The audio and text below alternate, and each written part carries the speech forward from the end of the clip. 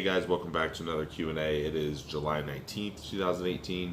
Did post-show topics this week. Most of it's geared post-show. That was my intention anyhow. There is some overlap in the questions here, so I'm going to kind of lump some of the things together. But nonetheless, first question.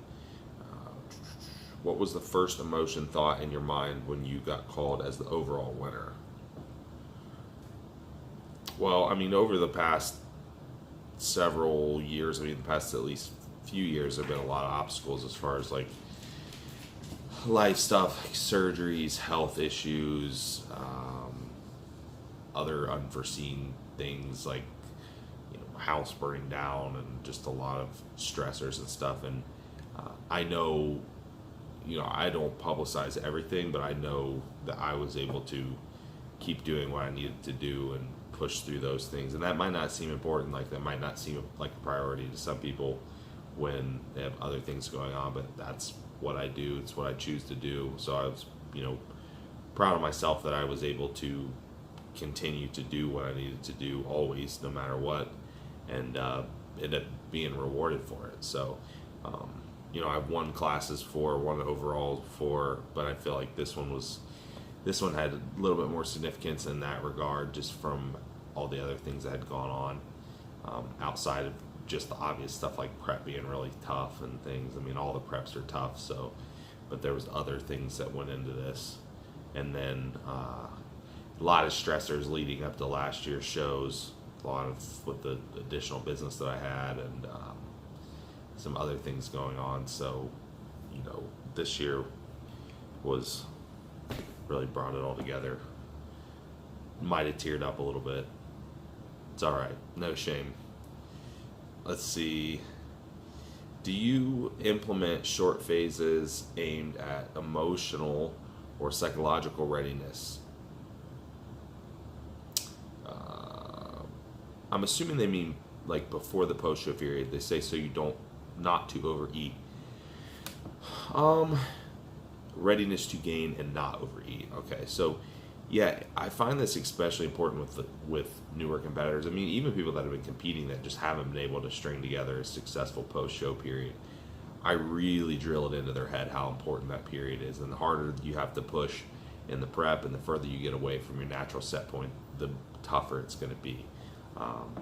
And I think that a lot of newer competitors, they don't really take it as seriously as they should.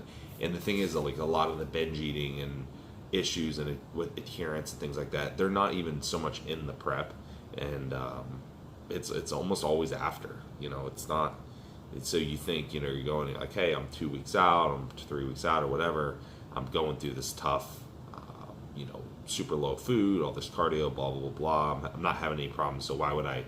Post show is going to be easy. I'll get more food and less cardio and all this stuff. There's no way that I'll have any issues.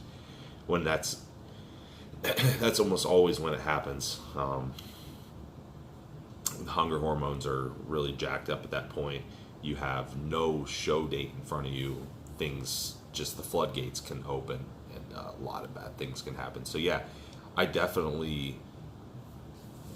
know if you want to call it short phases aimed at readiness or whatever you want to call it, but I definitely reiterate how important it is. And having prepped enough people and done this long enough, like I know I can pick up on some of the cues and things leading up to the end of the show, or just populations that might be more at risk for those things. Like I said, new competitors or people that have never had a successful off season, or those that are getting in that really, really dangerous territory of a lot of metabolic adaptations, a lot of down regulation and their hormones being messed up and all this stuff. So the people that are going to have a really big hole to dig out of, I'm going to go over this with them even more so.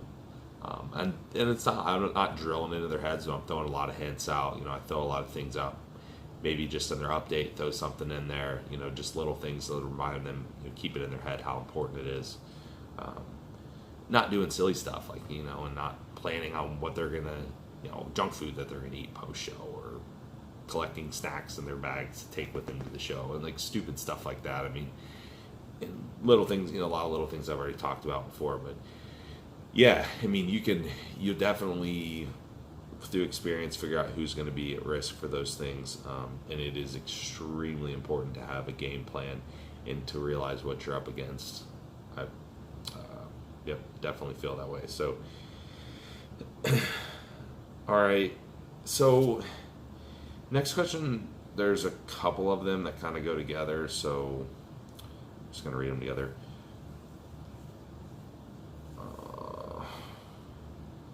Basically, how quickly and aggressively to reverse diet was more or less the question. And that is an extremely hard question to answer because it's going to vary greatly person to person. There's so much contextual stuff going on there. And actually did an entire Mind Body broadcast episode with Marty on that topic. And we went through most of the scenarios that you're going to run into as far as when you should go faster, when you should maybe possibly go slower, physical factors, psychological factors, because that's the thing. Like I said, I'm having a really hard time just answering this question. And please, if you do want the link to the show, just make sure you drop it in the comments, and I'll send that to you, and that will cover everything you want. But what I can say is there's no looking at this purely from the standpoint of how to fix hormones and how to upregulate metabolism things, I think is a really flawed view of the process, simply because there is the psychological component there. It doesn't matter how fast you intend to get back to your body fat set point, or how fast you plan to, or how slow you plan to get back to your body fat set point, or back to caloric maintenance, or whatever. If you're so psychologically whacked out and binge eating or whatever, and you have some terrible food relationship, then the adherence just isn't there, and it really makes no difference at the end of the day. And your efforts are not going to do much, and you're probably going to end up with an eating disorder and be right back to where you were or worse. So if you want that link, or you can just go to the Mind Body broadcast on Libsyn, and you can find that, and that will help you go through all of those scenarios. Okay. Do you have a post-show typical meal or not? I don't know what typical is. I mean, I know stuff that people like to eat. I talked about this on podcast that hasn't come out yet, but it will. I mean, it's kind of jokingly, but not. I mean, you figure eating so little calories for so long, there really is not that much room in my stomach. I mean, my stomach is very shrunk, so it wasn't like, even if I wanted to, it wasn't like I was going to go out and slam a bunch of junk food. I mean, I would just be miserable sick. So no, that is not even appealing to me at the very least. I did have a untracked meal, you know what I mean? I didn't have a planned meal. I had a couple random things that just, like I said, I didn't have a whole lot of room in my stomach. I had a couple chicken tacos. I think it was some like Asian chicken with white rice and some teriyaki sauce. Frozen yogurt. I like I haven't had a lot of dairy lately, but I know typically like the low fat or fat free frozen yogurt, it's cultured dairy. It tends to have that probiotics still intact, and I digest that a lot better than, I'm not going to go out and eat ice cream. I would be wrecked. I can't even tell you the last time I had ice cream. So no, I mean, I don't know, like I said, I don't know what you mean by typical, but no, I didn't have pizza or burgers or anything like that. That's what I said is basically what I had.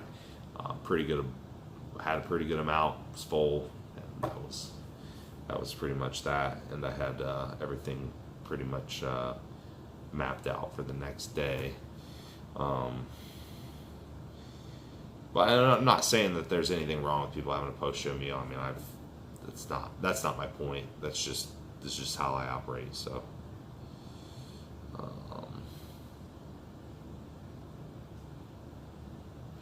I missed one actually. Do you use any different supplements right after the show and the next few weeks after? That's a good question. So, with me personally, I mean, anyone that's followed me, they know like kind of the history of the adrenal issues and stuff. That's just general, my CNS being just beat all to hell. That's a big concern with me. That's a big part of my post-show recovery. So a lot of my supplementation will be centered around that. So just stuff like general adaptions, KSM 66. I'll add in stuff to help with neurotransmitters, maybe theanine, 5-HTP,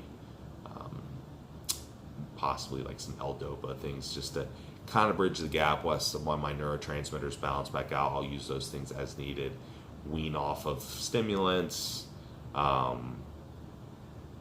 There are some different, like there are a couple other adrenal supplements I'll use. There's like RLC, I think it's RLS or RLC Labs. I use their adrenal product. Has a couple different extracts in there. It does have adrenal glandular in it, and adrenal extracts or adrenal cortex, or depending on what you're using, it's not something I recommend a lot, just because it's kind of tricky to use and not everyone actually needs it. But for people that have adrenal insufficiency where they actually have low cortisol, it can be useful at least short term to help.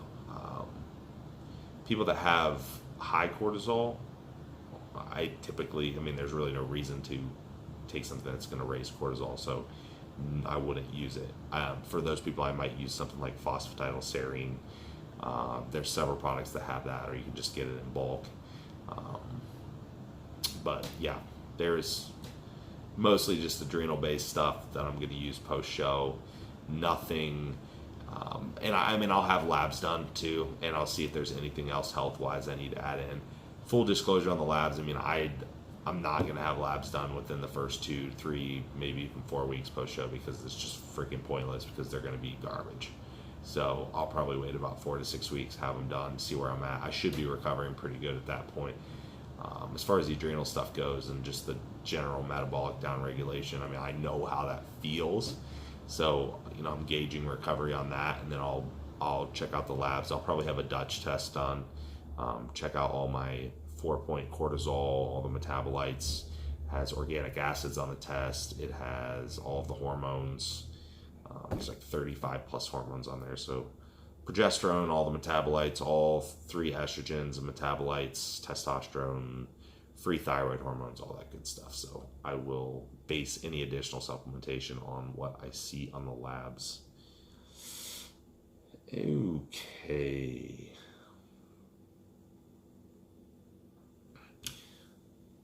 What you ate the day before the show, yesterday and today? Well, I answered all of that actually on the podcast that's coming out.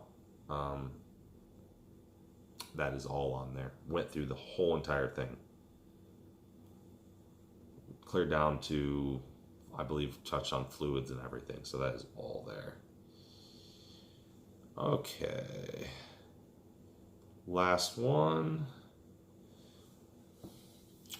How do you go about nutrition if you plan to compete in 3 to 4 contests, say 3 to 4 weeks apart each? If they qualify earlier for a national contest that is later in the year, 5 to 6 months after their last contest, meaning the person could be in a contest prep for almost a year. I really prefer this never happen, but inevitably, it can be done depending on the person, but I really prefer it doesn't happen. If I'm going to have someone do back-to-back shows within, they got a couple months or a few months spread, I like them to be within a few weeks of each other, stay in shape. You're going to, as long as you're not fading too bad towards the end, but the bigger gap, the 5 to 6 month gap is going to be tricky. It's almost not enough time to recover, but it's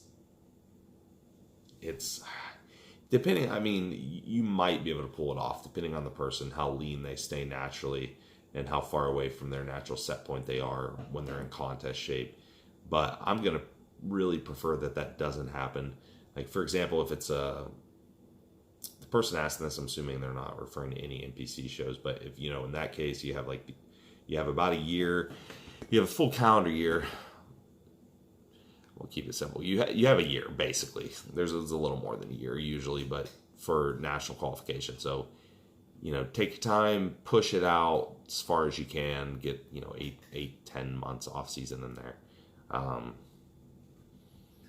But especially as a natural competitor, you're just asking for problems in terms of hormones. I mean, you're really asking for it. I would prefer that that's not the case. You just just because, I mean, why? That's it. I mean, if you want to qualify for the national show, do a qualifier that's a lot closer to the national show would be my recommendation, if possible. But again, I mean, it's definitely doable for the right person, depending on their metabolism, depending on their natural body fat set point. It can be done. It can certainly be done. Just be aware that you are going to be in a big hole that you're going to have to dig out of when you're done. And as a natural competitor, I mean, you're going to be hypogonadal. You're going to have to deal with all that stuff. So that is my take on that. And I think that's it, guys. Yeah, like I said, if you need any of the links, the reverse dieting one or post-show or whatever you want to call it, that is on Mind Body Broadcast. Just look on Libsyn, you will find that, or just go on my page and you'll see the link to all of them, or on my YouTube. It is all on my YouTube as well. And then if you are interested, because I know someone asked about my post-show and pre-show, went through the entire load as far as fat loading, carb loading, day of show, all that stuff. It's all on there. Clear down to amounts, fluids, it's all there. So check that out when it drops this week. I would imagine it will be out probably within the next day or two. So thank you guys, and we'll do it again soon.